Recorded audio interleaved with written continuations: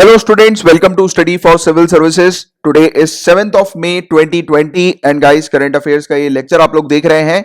इस लेक्चर में हम लोग वेरियस सोर्सेज से न्यूज को कवर करते हैं, जैसे कि the Hindu, Indian Express, Times of India, Live Mint जैसे जो न्यूज़पेपर्स होते हैं उनकी न्यूज को कवर किया जाता है। पीआईबी की रिपोर्ट्स को डिस्कस करते हैं, राज्यसभा टेलीविजन में जो भी इंपॉर्टेंट न्यूज डिस्कशन डिबेट्स आती हैं उनको डिस्कस करते हैं, प्लस वेरियस मैगजीन जैसे कि ईपीडब्ल्यू, डाउन टू अर्थ के भी आर्टिकल्स को कवर करते हैं। इन शॉर्ट, अगर आपने इस लेक्चर को पूरा एंड तक देखा तो आपको किसी भी सोर्स से करंट अफेयर्स को प्रिपेयर करने की आवश्यकता नहीं होने वाली है। और आप लोगों में से जो भी स्टूडेंट्स गवर्नमेंट एग्जामिनेशंस की तैयारी कर रहे हैं उनके लिए ये लेक्चर काफी ज्यादा इंपॉर्टेंट है।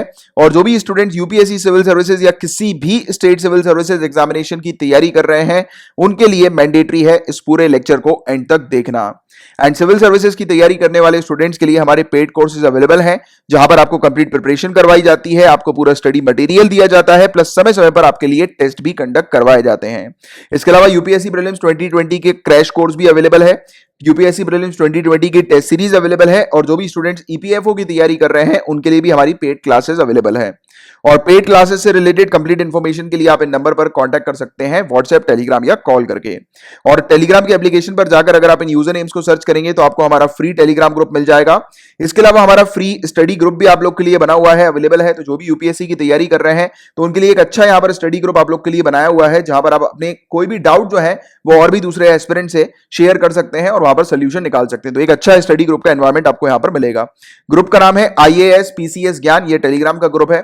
और अगर आपको इस ग्रुप के अंदर मुझसे कुछ चीज पूछनी है तो आपको क्या करना पड़ेगा, इस ग्रुप के अंदर @study for civil services _ Kamalaksha लिखना होगा, तो आपका जो भी डाउट है वो मुझ तक पहुंच जाएगा। और यहां पर हमारे वेरियस एजुकेटर्स भी हैं मौजूद, इवन ज्ञान सर भी यहां पर है। तो आप जैसे ही @study for civil services लिखोगे तो हमारे वेरियस जितने भी एजुकेटर्स हैं, टीचर्स हैं, उनका नाम पॉपअप हो जाएगा। तो आप अपने हिसाब से जिस भी एजुकेटर से आपको जो भी चीज पूछनी है तो आप उनको टैग करके पूछ सकते हैं।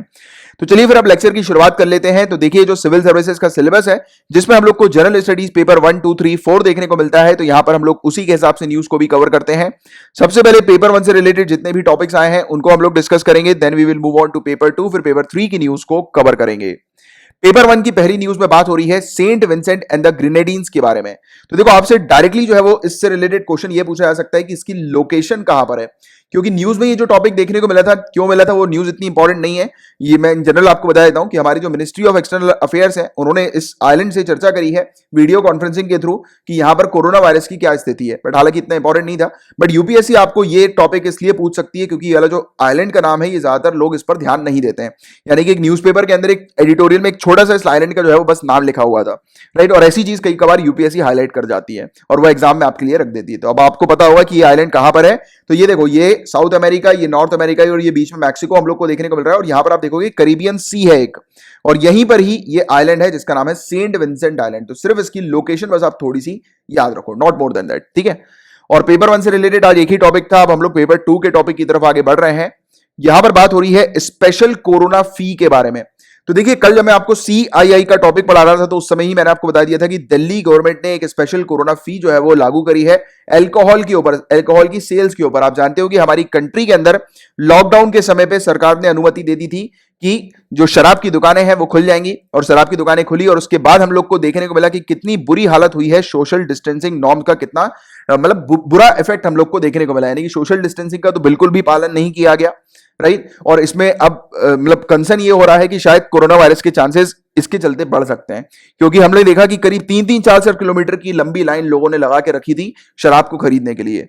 अपनी जान से बढ़कर लोगों को शराब ज्यादा जरूरी थी। अब एनीवे सबकी एक पर्सनल पर्सपेक्टिव, अपन तो कुछ कह नहीं सकते।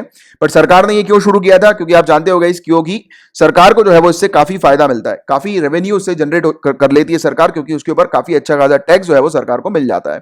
और आज की डेट में रेवेन्यू की आवश्यकता थी सरकार को, और इसलिए सरकार ने ये डिसीजन लिया था।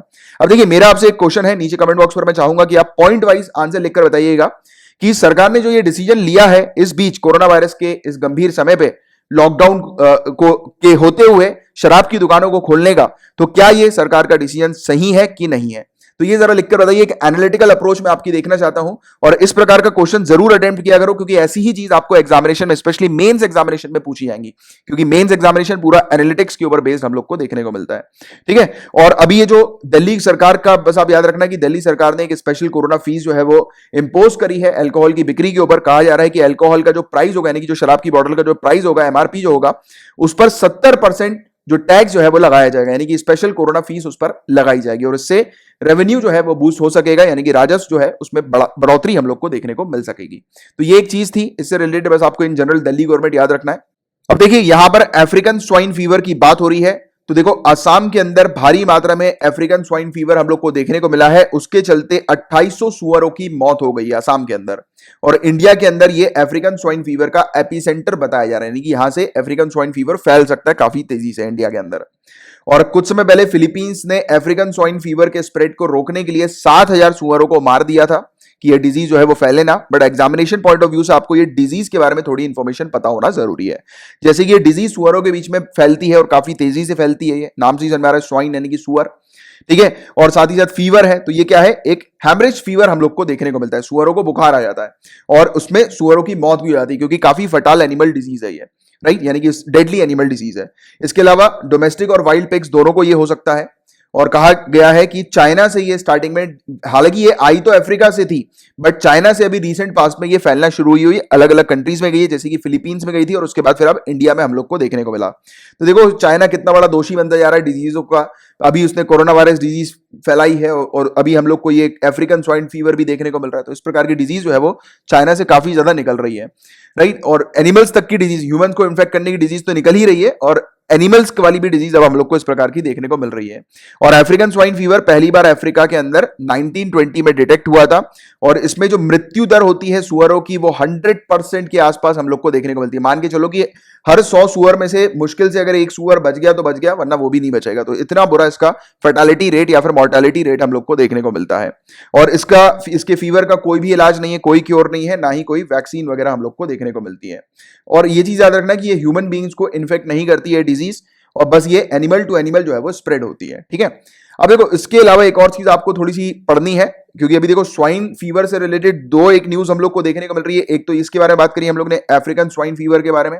इसके अलावा कुछ समय पहले हम लोग ने क्लासिकल स्वाइन फीवर को भी डिस्कस किया था। आप लोग रेगुलर व्यूअर्स हो तो आपको याद आ रहा होगा, ज्यादा समय नहीं हुआ है, 27 अप्रैल 2020 को हम लोग ने डिस्कस किया था। कब किया था? तो आपको 27 अप्रैल 2020 के लेक्चर में जाना है। ये लेक्चर आपको हमारे YouTube channel only current affair पे मिल जाएगा। इस चैनल पे आप जाइए और इस चैनल पे जाके 27 अप्रैल वाले वीडियो को देखिएगा और 11 मिनट 26 सेकंड पे आप जाओगे तो आपको हॉक कलेरा नाम की एक डिजीज मिलेगी जो कि क्लासिक स्वाइन फीवर हम लोग को देखने को मिलती है। तो ये भी पिग्स की डिजीज होती है और इसमें हमारी कंट्री में भारी मात्रा में पिग्स की मौत हुई है और उससे हमारी कंट्री को 400 करोड़ के आसपास का नुकसान हुआ है। तो ये देखो, ये वाली इसको डिटेल में मैंने आपको पढ़ाया हुआ है, एक बार जाके जरूर देख लेना। और जो रेगुलर व्यूअर्स हैं वो इस चीज को, इस टॉपिक को जो है वो दोबारा से रिवाइज कर लेना, क्योंकि देखो स्वाइन फीवर से रिलेटेड दो एक टॉपिक्स आ गए हैं, तो इसमें आपसे कई बार स्टेटमेंट वाइज कुछ चीजें पूछी जा सकती है, तो आप दोनों टॉपिक्स में कंफ्यूज ना हो, तो इसके लिए ये दोनों एक बार पढ़ लेना आप, ठीक है। अब देखिएगा, इस काफी कंट्रोवर्शियल टॉपिक के बारे में बात हो रही है, गिलगिट बाल्टिस्तान की यहां बात हो रही है। अब देखो, आपको ये वाला जो टॉपिक है ये प्रीलिम्स और स्पेशली मेंस दोनों पॉइंट ऑफ व्यू से इस टॉपिक को आपको थोड़ा सा ध्यान से देखना है। और इंडिया पाकिस्तान रिलेशंस में मेंस में इस बार शायद हो सकता है कि क्वेश्चन आए इसको लेकर भी, क्योंकि अक्सर आते ही हैं। तो ये आप ये वाली चीज जो जरूर मेंशन करिएगा, क्योंकि न्यूज में ये चीज अब हम लोग को देखने को मिल रही है। तो ये इसकी लोकेशन हम लोग को दिखाई दे रही है गिलगिट बाल्टिस्तान की, अच्छे से इसकी लोकेशन देख लो आप एक बार। अब देखो, अभी ये मुद्दा क्या हुआ है कि जो पाकिस्तान की सुप्रीम कोर्ट है उन्होंने पाकिस्तानी गवर्नमेंट को अलाउ किया है, अनुमति दी है कि पाकिस्तान गवर्नमेंट यहां पर इलेक्शन कंडक्ट करा सकती है, यहां पर इलेक्शन करवा सकती है, चुनाव करा सकती है गिलगिट बाल्टिस्तान पाकिस्तान ऑक्यूपाइड कश्मीर के एरिया पर। तो अब आप खुद सोचो कि ये वाला जो एरिया है, यहां पर पाकिस्तान भी क्लेम करता है कि ये एरिया पाकिस्तान का है और हम भी क्लेम करते हैं कि ये एरिया हमारा है। तो ये एक डिस्प्यूटेड एरिया है, जिस एरिया पर किसी कंट्री का ऑफिशियल क्लेम नहीं है, डिस्प्यूटेड एरिया। और इस एरिया पर इलेक्शन की बात हो रही है, तो कहीं ना कहीं से पाकिस्तान ये मैसेज दे रहा है कि ये एरिया ऑफिशियली और लीगली पाकिस्तान का है, राइट। तो इसको लेकर एक्सटर्नल अफेयर्स मिनिस्ट्री ने प्रोटेस्ट जो है, स्ट्रॉन्ग प्रोटेस्ट जो है वो इशू किया है, जोरदार विरोध जो है वो जारी किया है इस चीज को लेकर, क्योंकि ऑब्वियस ही बात है कि जो एरिया किसी कंट्री के लीगल कंट्रोल में नहीं है, तो वो एरिया के अंदर इलेक्शन कैसे कंडक्ट किए जा सकते हैं। जैसे कि एग्जांपल की बात की, आप जो है इंडिया के अंदर इलेक्शन लड़ सकते हो, ठीक है, इंडिया की बाउंड्री में, इंडिया की टेरिटरी के अंदर, बट आप इंडिया के बाहर जाकर किसी एरिया पर इलेक्शन तो नहीं लड़ सकते, क्योंकि वो एरिया जो है वो इंडिया के कंट्रोल में नहीं है। वैसे ही पाकिस्तान के जब ये कंट्रोल में ये एरिया नहीं है, तो पाकिस्तान कैसे फिर इस एरिया पर इलेक्शन कंडक्ट करा रहा है। इस चीज को लेकर हम लोगों ने अभी जोरदार विरोध जो है वो किया है। तो ये पूरा ओवरऑल इशू क्या है, तो इसको और डिटेल में थोड़ा समझेंगे हम लोग मेंस पर्सपेक्टिव से भी। तो देखो, गिलगिट बल्तिस्तान का जो एरिया है ये 2009 से ये जो टेरिटरी हम लोग को देखने को मिलती है 2009 से एक प्रोविंशियल ऑटोनॉमस रीजन की तरह फंक्शन कर रही है, प्रोविंशियल ऑटोनॉमस रीजन की तरह, ये चीज याद रखना। और इंडिया दावा करती है कि इंडिया की जो पूरी की पूरी जो यूनियन टेरिटरी है जम्मू एंड कश्मीर की और लद्दाख की, इंक्लूडिंग जो एरियाज हैं गिलगिट बाल्टिस्तान का, तो उस पर पूरा हक जो है वो इंडिया का है, जो इंडिया का ही है, पूरा पार्ट है और उस पर पूरा क्लेम जो है वो इंडिया का है। अब देखो यहां पर थोड़ा ध्यान देना, अभी जो समझने वाला मुद्दा है वो क्या है कि पाकिस्तान के पास ये टेरिटरी कैसे गई, पाकिस्तान किस हक से इस टेरिटरी को अपने क्लेम करता है कि ये टेरिटरी पाकिस्तान की है। तो देखो गाइस, पहले तो आप जानते हो कि पहले इंडिया पाकिस्तान भी एक ही टेरिटरी हुआ करती थी, ब्रिटिश राज हम लोग को देखने को मिलता था, ब्रिटिशर्स ने हमारे ऊपर राज किया था। फिर जब ये ब्रिटिशर्स गए तो उस समय पार्टीशन हम लोग को देखने को मिला, और कहते हैं ना कि ब्रिटिशर्स ने जाते जाते काफी कुछ कबाड़ा करके गए थे ये, और इंडिया और पाकिस्तान के बीच में रिलेशन को काफी खराब करके गए थे ये। उनमें से एक चीज जो थी वो गिलगित बाल्टिस्तान की थी। तो आप अपने मेंस में जो आंसर की जो अप्रोच लिखोगे वो गिलगित बाल्टिस्तान को कुछ इस प्रकार से लिखोगे जो मैं बताने जा रहा हूं, ठीक है। तो देखो गाइस, मुद्दा पहले क्या था वो आप समझो। तो हुआ यह था कि जब सिख आर्मी को 1846 के अंदर ब्रिटिशर्स ने डिफीट किया था, तो उस समय जम्मू एंड कश्मीर का जो एरिया था प्लस गिलगित बाल्टिस्तान का जो एरिया था, वो ब्रिटिशर्स ने जम्मू एंड कश्मीर के जो राजा है, बेसिकली जम्मू के राजा थे वो डोगरा शासक थे गुलाब सिंह, तो इनको ब्रिटिशर्स ने बेच दिया था। तो क्या मुद्दा मिला कि यहां पर ब्रिटिशर्स ने गुलाब सिंह, जो कि डोगरा शासक हम लोग को देखने को मिले हैं जम्मू के, तो उनको ब्रिटिशर्स ने ये एरिया जो है वो बेच दिया था, जम्मू एंड कश्मीर और गिलगित बाल्टिस्तान का एरिया बेच दिया था। अब ये एरिया किसके कंट्रोल में है? ये जम्मू एंड कश्मीर के महाराजा के कंट्रोल में है ये एरिया। अब क्या किया, जम्मू एंड कश्मीर के महाराजा ने कहा कि ये एरिया जो है वो ब्रिटिशर्स अपने पास रखे, और उन्होंने इस एरिया को लीज में ब्रिटिशर्स को दे दिया, ठीक है। अब इसकी लीज जो है वो जब खत्म होती रही, उसके बाद इसकी लास्ट टाइम जो लीज रिन्यू की गई थी वो 1935 में लीज रिन्यू की गई थी, और 1947 में क्या हुआ। अब देखो, अभी तक हम क्या देख रहे हैं कि मान के चलो कि किराए पे ब्रिटिशर्स जो है वो इस जमीन पर थे, यानी कि किराए पर ये ब्रिटिशर्स की जमीन थी। बट 1947 में जब पार्टीशन हो रहा था, तो उस समय ब्रिटिश आर्मी का एक ऑफिसर था कर्नल रैंक का, इसने महाराजा हरि सिंह के जो गवर्नर हैं उसको कैद कर लिया था, उसको जेल में बंद कर दिया था, और बिना किसी ऑफिशियल डॉक्यूमेंट के, बिना किसी लीगल चीज के, ये जो एरिया है ब्रिटिशर्स ने पाकिस्तान को हैंड ओवर कर दिया। तो ये जो हम लोग देखते हैं कि आज की डेट में जो पाकिस्तान जो क्लेम करता है इस एरिया के ऊपर, वो किस लिए करता है? क्योंकि ब्रिटिशर्स ने पाकिस्तान को ये एरिया दिया था। बट ऑफिशियली अगर हम लोग इसके बैकग्राउंड की बात करें तो बहुत पहले ब्रिटिशर्स ने इस एरिया को जम्मू एंड कश्मीर को ही बेच दिया था, यानी कि उसके राजा को बेच दिया था। तो अगर इसलिए हम लोग कहते हैं ना कि ये एरिया जो है वो जम्मू एंड कश्मीर का ही पार्ट है। क्यों पार्ट है? क्योंकि official on record Jammu and Kashmir के राजा को बेचा गया था ब्रिटिशर्स ने इस एरिया को। तो ये कंसेप्ट अपने दिमाग में बिल्कुल क्रिस्टल क्लियर रखना, क्योंकि मेंस आंसर में आपको इस प्रकार की चीजें, फैक्ट और फिगर जो है वो थोड़े से ध्यान में रखना है, क्योंकि यहां पर आप जो है वो कुछ और चीज नहीं लिख सकते। तो ये एग्जैक्टली चीज आपको पता होनी चाहिए वर्ड टू वर्ड, ठीक है। ये चीज आप याद रखो। अब थ्योरेटिकली इसकी लोकेशन देख लें आप, तो ये नदर्न पाकिस्तान में हम लोग को गिलगित बाल्टिस्तान का एरिया देखने को मिलता है। इसके अलावा बॉर्डर की बात करें तो इसके नॉर्थ में चाइना, इसके वेस्ट में अफगानिस्तान, इसके नॉर्थ वेस्ट में तजिकिस्तान, और इसके साउथ ईस्ट में हम लोग को कश्मीर देखने को मिलता है। पाकिस्तान ऑक्यूपाइड कश्मीर और इंडिया के साथ ये अपनी बाउंड्री शेयर करता है ज्योग्राफिकली, ये एरिया गिलगित बाल्टिस्तान का, और साथ ही साथ ये अनडिवाइडेड जम्मू एंड कश्मीर का पार्ट है। अब देखो, undivided Jammu and Kashmir, this is very important, ये चीज जरूर लिखना आप। अविभाजित जम्मू एंड कश्मीर का ये हिस्सा माना जाता है, राइट? क्यों? क्योंकि उस समय जब ये पार्टीशन नहीं हुआ था, तो उससे पहले तो ये पूरा एरिया जम्मू एंड कश्मीर के राजा का था, और पार्टीशन जब हुआ तो अनऑफिशियल तरीके से ब्रिटिश आर्मी के एक ऑफिसर ने पाकिस्तान को दे दिया था, राइट? तो ये गलत किया था ब्रिटिशर्स ने, तो इसलिए दोष दिया जाता है कि ब्रिटिशर्स गए और जाते जाते उन्होंने बहुत कबाड़ा करके गए। तो ये आपका एक कंक्लूजन में ये पॉइंट भी जो है वो ब्रिटिशर्स को लेकर होना बहुत जरूरी है कि रिलेशन जो है वो इंडिया और पाकिस्तान के बीच में खराब किया। और मैंने आपको बताया था स्टार्टिंग में कि ये गिलगित बाल्टिस्तान का जो एरिया है ये एक ऑटोनॉमस एरिया हम लोग को देखने को मिलता है। तो यहां पर एक रीजनल असेंबली भी है, क्षेत्रीय विधानसभा भी है, और यहां पर चीफ मिनिस्टर को भी इलेक्ट किया जाता है यहाँ के लोगों के द्वारा। तो ये वाली चीज भी आप लोग को थोड़ी सी पता होनी चाहिए। और China Pakistan economic corridor CPE से होकर ये गुजरता है, यानी कि सीपीईसी इस एरिया से होकर जो है वो गुजरती है, सॉरी। इसके अलावा गिलगित बाल्टिस्तान जो है यहाँ पर 5 8,000ers हम लोग को देखने को मिलते हैं। तो ये चीज आपसे यूपीएससी पूछ सकती है 8,000ers क्या है, तो आगे वाली स्लाइड में आपको बताऊंगा, अभी के लिए रुक जाइएगा। तो सिर्फ सिंपल याद रखो कि यहाँ पर 5 8,000ers हैं। अब 8,000ers क्या होते हैं वो एक्सप्लेन करूंगा मैं। इसके अलावा यहाँ पर 50 चोटियां, 50 माउंटेन्स ऐसे देखने को मिलते हैं जो कि सी लेवल से 7,000 मीटर की से ज्यादा की ऊंचाई पर मौजूद हैं। 23,000 फीट से ज्यादा की ऊंचाई के चट्टान पहाड़ हम लोग को यहाँ पर देखने को मिलते हैं, पीक्स यहाँ पर देखने को मिलती हैं। और पोलार रीजन के बाहर अगर दुनिया में कहीं पर सबसे लंबे ग्लेशियर्स हैं तो वो यहाँ पर हैं, वो टोटल 3 यहाँ पर हम लोग को देखने को मिलता है। अब देखो, एक और चीज आपसे पूछी जा सकती है कि थर्ड पोल जो है वो कहां पर है धरती का, क्योंकि ऐसे क्वेश्चन जो है वो बन जाते हैं। जैसे कि धरती है, धरती में दो पोल्स हम लोग को पता है कि एक नॉर्थ पोल और दूसरा साउथ पोल हम लोग को देखने को मिलता है, ठीक है। इसके अलावा धरती में जो हिमालयस हम लोग को देखने को मिलते हैं, हिमालयस, तो वहां पर थर्ड पोल जो है वो बोला जाता है हिमालयस को। तो याद रखना, धरती के अंदर हिमालय जो है उसको थर्ड पोल का दर्जा दिया गया। क्यों थर्ड पोल का दर्जा दिया है? तो उसका लॉजिकल आंसर ये है कि पोलार एरियाज पर जो बर्फ होती है काफी ज्यादा, और उसके पोलार एरियाज को छोड़कर उसके अलावा अगर पूरी धरती में कहीं पर बर्फ है तो वो हिमालयस पे हम लोग को देखने को मिलती है। तो इसलिए हिमालय को थर्ड पोल जो है वो कहा जाता है। तो पोलार रीजन के बाहर अगर कहीं पर सबसे लंबे ग्लेशियर्स हैं तो टोटल 3 ग्लेशियर्स हम लोग को गिलगित बाल्टिस्तान में देखने को मिलते हैं, इस एरिया पर देखने को मिलते हैं। अब देखो, अब बात कर लेते हैं 8000ers के बारे में। तो ये अलग ही एक टॉपिक है, इससे रिलेटेड डायरेक्ट आपसे यूपीएससी पूछ सकती है कि 8000ers क्या है। ये टॉपिक अभी रिसेंटली न्यूज में था, ये है क्या बताओ।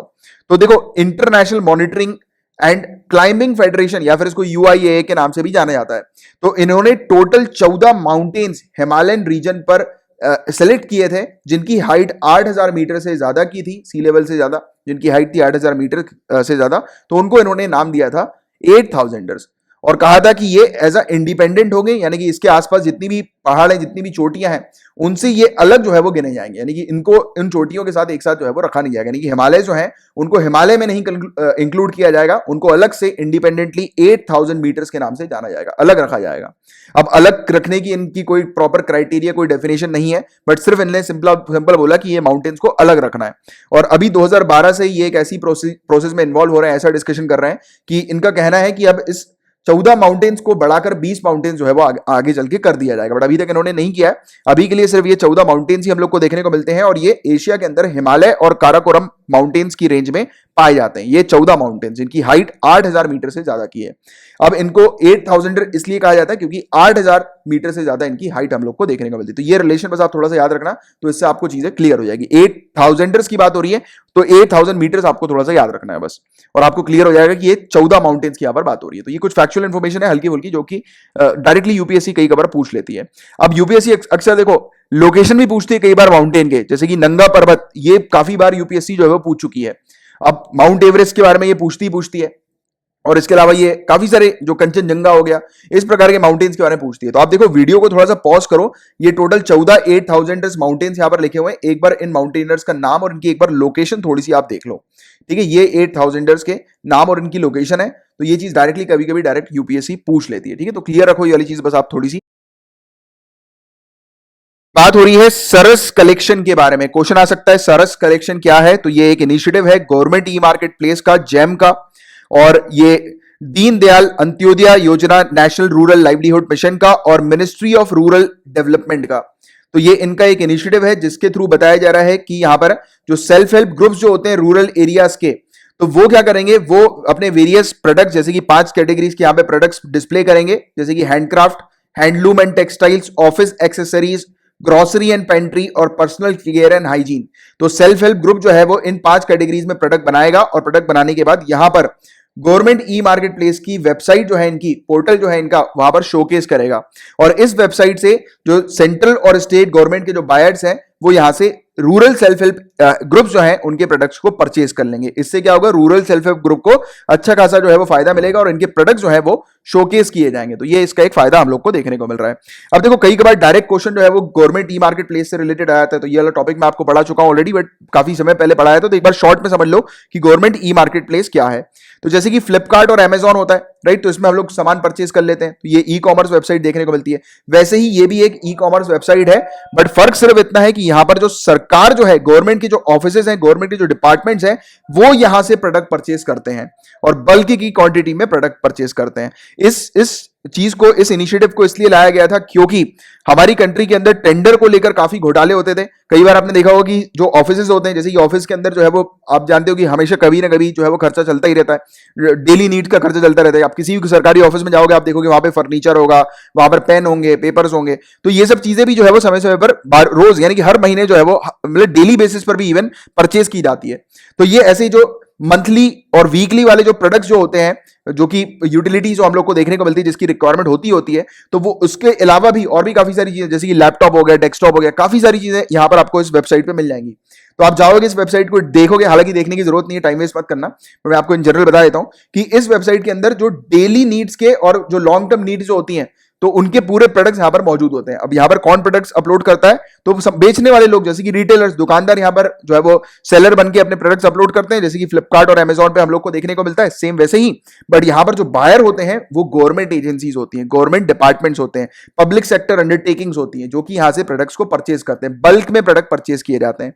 कई बार क्या होता था कि पहले के समय पे घोटाला होता था काफी ज्यादा, कि सरकार से जो है वो मान के चलो कि सरकार से 1 करोड़ रुपए जो है वो मांग लिया एक गवर्नमेंट, एक यानी कि डिपार्टमेंट ने, कि इनको फर्नीचर लगाना है, ऑफिस स्टैब्लिश करना है, लैपटॉप चाहिए, ये चाहिए, वो चाहिए।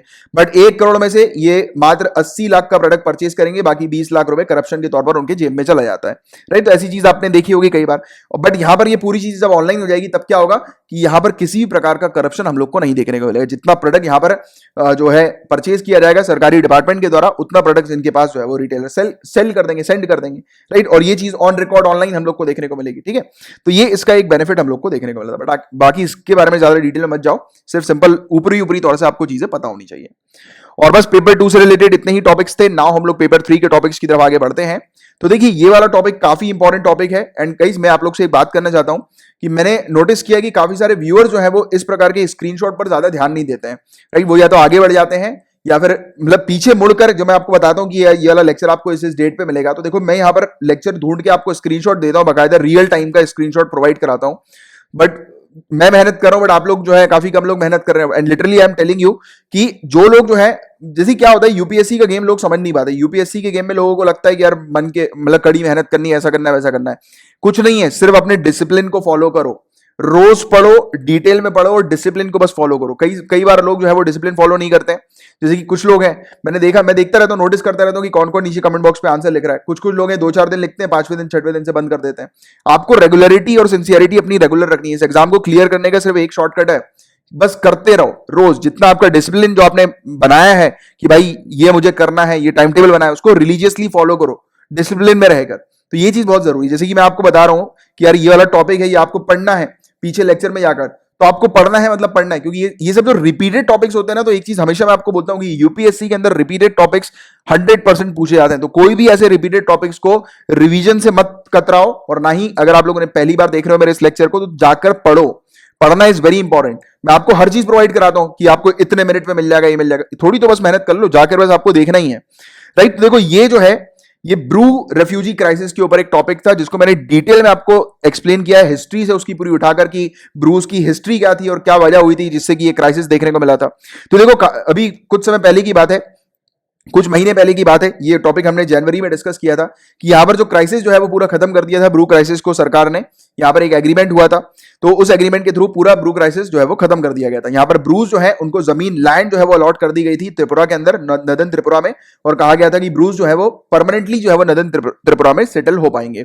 बट अभी जो मुद्दा दोबारा से उठकर आ रहा है वो ये आ रहा है कि अपोनेंट्स कह रहे हैं कि ये नदन त्रिपुरा की जो डिस्ट्रिक्ट्स है वहां से ब्रू को हटाओ, उनको कहीं और सेटल करो। तो इनके सेटलमेंट को लेकर बड़ा इशू चल रहा है। बट ब्रू क्राइसिस एक्चुअल में है क्या, इसको एक बार अच्छे से जाकर देख लो, पढ़ लो। ये कहां मिलेगा? 18 जनवरी 2020 के लेक्चर में मिलेगा। ओनली करंट अफेयर्स हमारा यूट्यूब का चैनल है, यहां पर आप जाकर देख सकते हो। और कहां पर देखना है आपको? इस लेक्चर पे, इस लेक्चर पे जाकर 16 मिनट 16 सेकंड के टॉपिक पे आप जाओ, आपको ये वाला जो है वो टॉपिक मिल जाएगा। यानी कि इस जगह पर जाकर आपको ये टॉपिक पढ़ लेना है, ठीक है। और मैं नोटिस करता हूं कि काफी सारे स्टूडेंट्स ये भी बोलते हैं कि अरे यार, आप जो है वो बीच बीच में बात मत किया करो, टाइम वेस्ट करते हो। तो देखो, आपके पास जो है वो है, क्या बोलते हैं, आपके पास रिमोट कंट्रोल है, आप नीचे से जो है वो आगे स्लाइडर अपना बढ़ाकर आगे बढ़ सकते हो, कोई दिक्कत नहीं है, ठीक है। आप ऐसा मत सोचा करो कि आपको जो है वो मैं फंसा रहा हूं यहाँ पे बात करके। यहाँ पर और भी काफी सारे बच्चे, सिर्फ इकलौते आप नहीं हो, काफी सारे बच्चे जिनको काफी सारी चीजें नहीं पता है, और मुझे हर एक इंडिविजुअल को हर एक चीज जो है वो उनके हिसाब से कन्वे करना जरूरी होता है, ठीक है। तो थोड़ा सा जो है सेल्फिश ना होकर दूसरे लोगों का भी थोड़ा सोचो आप, क्योंकि काफी सारे लोगों को चीजों के बारे में पता नहीं होता है। और बाकी रिमोट कंट्रोल तो आपके हाथ में बढ़ा सकते हो ना, आगे बढ़ा लिया करो, क्या दिक्कत है। अब देखो, ये जो नेक्स्ट टॉपिक की आगे बात करते हैं हम लोग, यहां पर बेसिकली हम लोग देखेंगे कि हमारी कंट्री के अंदर कौन से सांप हैं जिसके कारण लोगों की मौत हो जाती है, जिसके काटने के कारण लोगों की मौत हो जाती है। तो एक है रसल वाइपर, दूसरा है सॉ स्केल्ड वाइपर, तीसरा है कॉमन क्रेथ, जो कि काफी नॉर्मली जो है वो पाया जाता है। और चौथा जो है वो कोबरा। हालांकि यार ये पता है, ये जो क्रेत जो सांप है ना, इसके काटने से शायद मृत्यु नहीं होती है, बट ये पता नहीं क्यों न्यूज में ये वाली बात जो है वो कही गई थी। मेरे को एक डाउट है इस चीज को लेकर, बट आप एक बार जो है वो थोड़ा सा चेक कर लेना, क्योंकि मैंने जहां तक पढ़ा है क्रेत के काटने से जो है वो मौत तो नहीं होती है। ये मेरे ख्याल से क्रेत वही है जो कि गोल गोल गोल गोल टाइप का घूमता है ये सांप, घोड़ा पछाड़ शायद इसको कहते हैं, वो एग्जैक्टली मुझे नहीं पता, वो शायद कुछ और भी हो सकता है, बट ये क्रेत है या क्या है पता नहीं, एक बार आप जाके देख लेना और मुझे भी थोड़ा नीचे कमेंट बॉक्स पे लिखकर कंफर्म कर देना। क्योंकि ये जो चार जो सांप जो बताए गए हैं, कहा गया है कि ये काफी जहरीली सांप है, और द हिंदू में आया था इससे रिलेटेड टॉपिक, तो ये चार सांप का जो है वो जिक्र हुआ था। तो ये चार सांप के बारे में जनरली आपको पता होना चाहिए, क्योंकि द हिंदू में आया था कि कोबरा के साथ मैस नहीं करना चाहिए, भले ही अगर वो अंडे क्यों ना दे रहा हो, कि कोबरा अगर अंडे भी दे रहा होता तो भी वो इतना एक्टिव रहता है कि वो आपको काट लेगा। तो वैसे भी सांप से तो वैसे ही मुझे तो डर लगता ही है, बट आप भी जो है वो डरो। और ये चार सांप जो है वो कहा जाता है कि काफी जहरीले हैं, जिनके काटने से मौत हो जाती है। तो ऐसे कभी कभार इस प्रकार के टॉपिक्स में यूपीएससी क्या कर सकती है, आपसे क्वेश्चन पूछ सकती है, जनरल क्वेश्चन, कि कौन से इनमें से ऑप्शन में से बताइए कौन से सांप हैं जो कि जहरीले होते हैं और जिनके काटने से लोगों की मौत हो जाती है, डेथ हो जाती है। तो ये चार सांप बताए गए हैं, तो ये नाम आप याद रखो। बाकी कॉमन क्रेत एक बार पता कर लेना, घोड़ा पछाड़ से शायद इसी को कहते हैं, किसको कहते हैं ये भी एक बार देख लेना। अब देखो नेक्स्ट जो टॉपिक आ रहा है वो deposit insurance and credit guarantee corporation का हम लोग को देखने को मिल रहा है। ये टॉपिक मैं आपको पहले पढ़ा चुका हूं, फटाक से वीडियो को पॉज करो, नीचे कमेंट बॉक्स पर इन तीनों ऑप्शन में से कौन सा ऑप्शन करेक्ट है ये जरा लिखकर बताओ फटाक से। तो देखो पहला ऑप्शन जो है वो क्या कहता है कि ये आरबीआई के अंडर आती है, तो यस बिल्कुल करेक्ट, ये आरबीआई के अंडर आती है। क्या करती है ये? To protect depositors if bank fails. तो इसके नाम से हम लोग को क्या समझ में आ रहा है, ये deposit insurance and credit guarantee corporation है।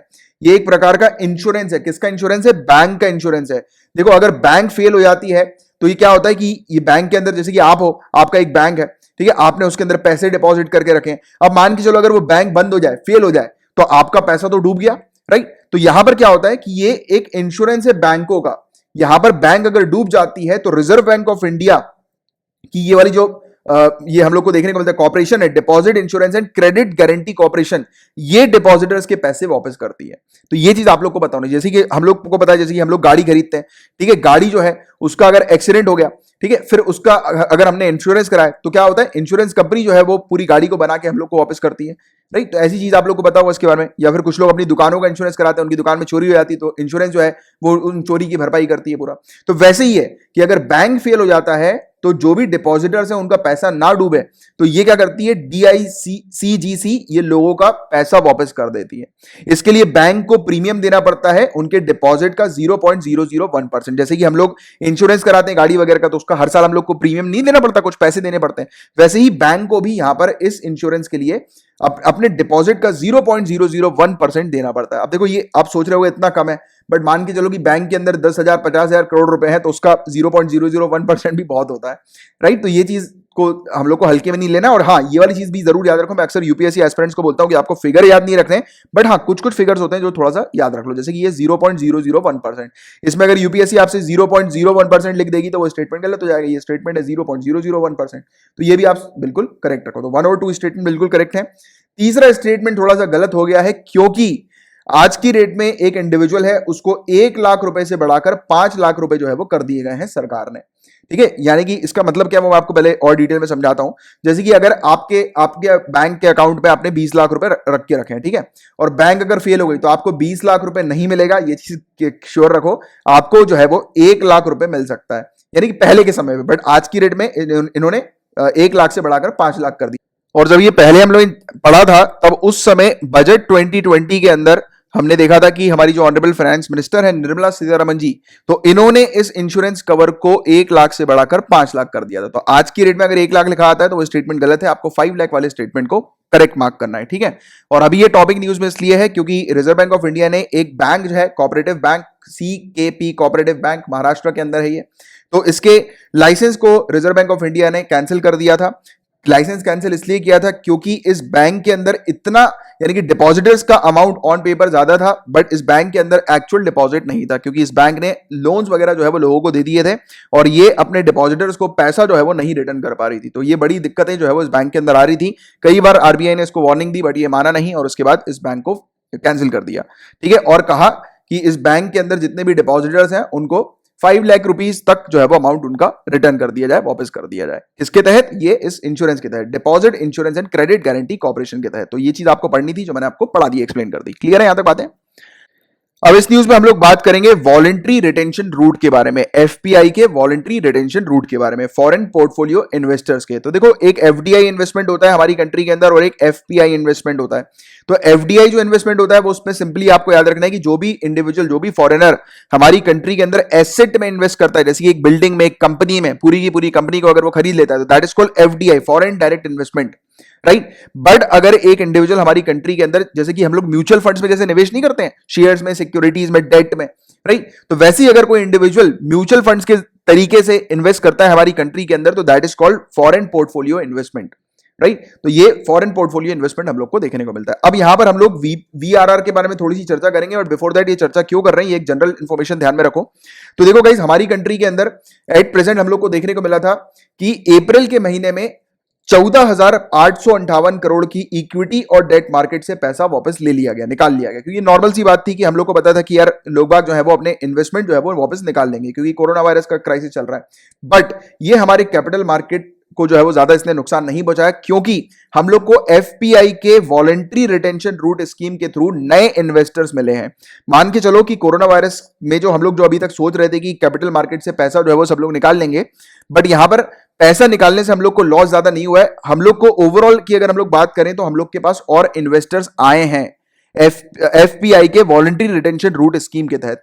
डेट मार्केट में इन्वेस्ट करने के लिए करीब 4,032 करोड़ रुपए के हम लोग को इन्वेस्टमेंट देखने को मिला है।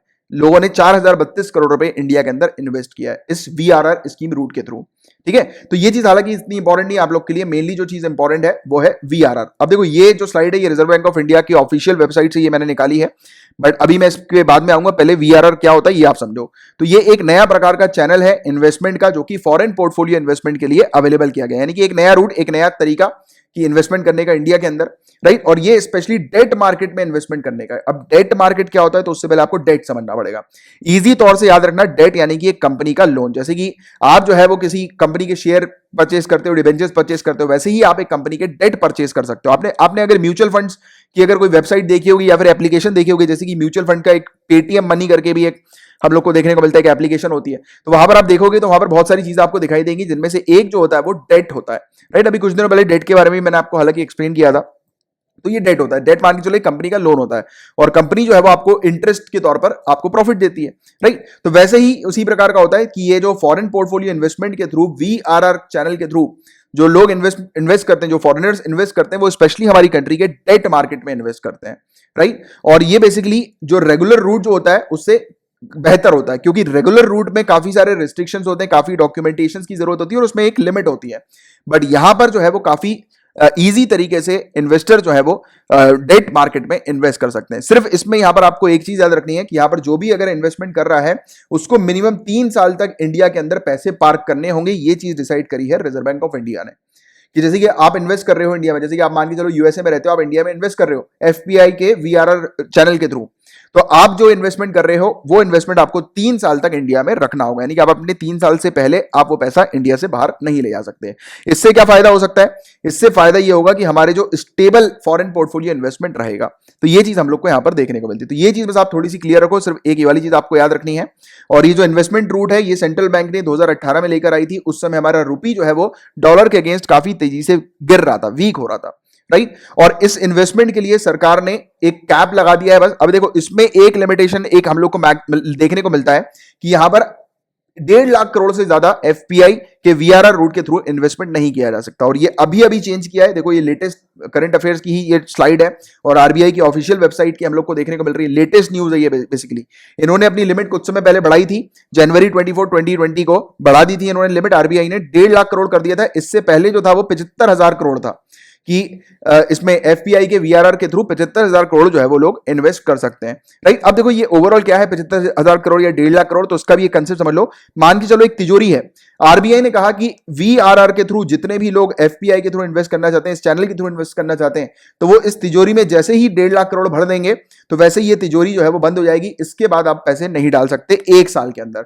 तो पर एनम 1.5 लाख करोड़ से ज्यादा पैसा इसमें नहीं डाला जा सकता। और ये first come first serve basis के ऊपर होता है, यानी कि जिसने पहले पैसा डाला उसका इन्वेस्टमेंट माना जाएगा, बाद वाले लोगों का नहीं माना जाएगा। जैसे मान के चलो कि एक आदमी है, उसने आखिरी में, मान के चलो कि आखिरी में सिर्फ 10,000 करोड़ रुपए बचे हुए थे, 1.5 लाख करोड़ में से, और उस इंसान ने एक ही बार में 10,000 करोड़ रुपए जो है वो रिजर्व में डाल दिए, उसके बाद क्या होगा, ये बंद हो जाएगा।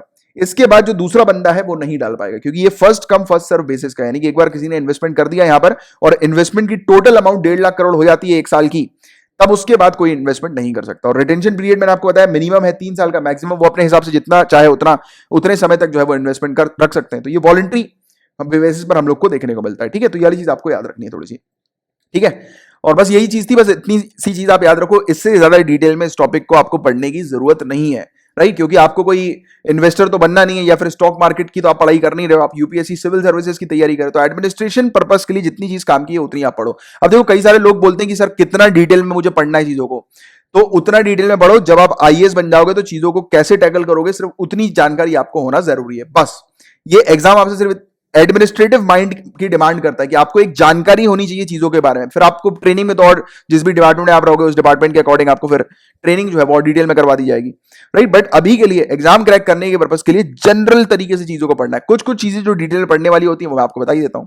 और बस आज के लिए सिर्फ इतने ही टॉपिक्स थे, और मैंने आपको अगर टॉपिक्स जितने भी पढ़ाए हैं अगर अच्छे से दिमाग में क्लियर हो गए, बैठ गए, तो आप मेरे इस लेक्चर को आपके किसी भी सोशल मीडिया अकाउंट पे शेयर कर दीजिएगा। और यदि आप किसी टेलीग्राम के स्टडी ग्रुप में शामिल है तो वहां पर भी आप मेरे लेक्चर को शेयर कर सकते हैं।